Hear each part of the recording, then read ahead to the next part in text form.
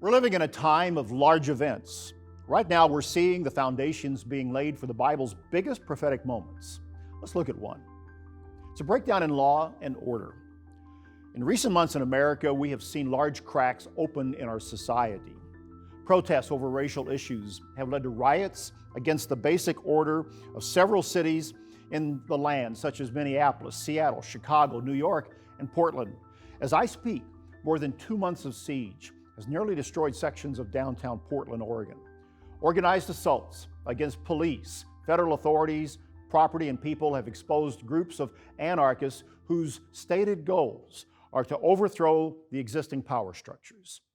While not every city has experienced such scenes, it's the exposure of larger pockets of support and agreement with rioters that tells us there are deeper problems in America.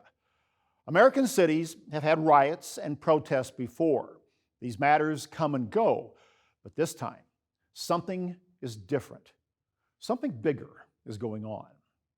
In the affected cities, mayors and other elected officials have openly supported and allowed riots to continue and have withheld police action to stop and arrest people who have destroyed property and openly attacked police and citizens.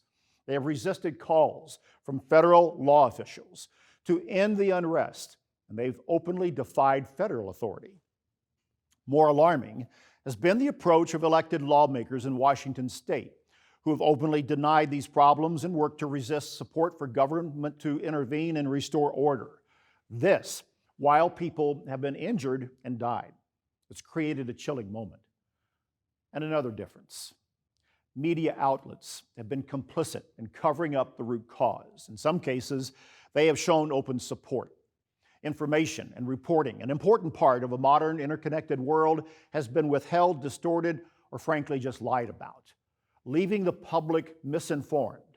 This is a vital part of a functioning modern nation. I've lived long enough to have seen the riots and the unrest of 50 and more years ago in America. I've had younger staff here at Beyond Today ask me to compare the two, and I say, well, today's a lot worse. Why? Because the centers of power have directly supported civil unrest and worked against efforts to maintain law and order. It reminds me of what we read in the book of Isaiah, the first chapter, as the prophet lays out the sins of ancient Israel, and there's an application for America and other nations today. Beginning in verse 4, alas, sinful nation, a people laden with iniquity, a brood of evildoers, children who are corrupters. They have forsaken the Lord, they have provoked to anger the Holy One of Israel, and they have turned away backward. Why should you be stricken again, God asks. You will revolt more and more. The whole head, he says, is sick, and the whole heart faints. And I think right there is a description of our modern world. The whole head is sick, and the whole heart faints. From the sole of the foot, even to the head, Isaiah writes, there is no soundness in it, but wounds and bruises and putrefying sores. They have not been closed or bound up or soothed with ointment. It's a powerful prophecy, and it describes today. The foundations of America and other nations are being undermined by today's events. New foundations of a different kind of world are being poured. It's not a time to wish for the good old days and a return to normal, whatever that was. It's a time to redeem the time, for the days are evil. To consider your life before God and what God is doing for you and in this world. These events we see before us, pandemic, riots, nations like China emerging, are all challenging the existing order. We're in a time of world upheaval, and we need to understand.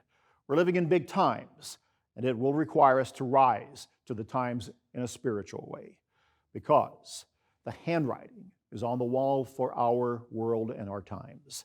It is a time to gain biblical understanding, to put our noses into God's Word, and to seek Him while there is still daylight and time for a relationship with God.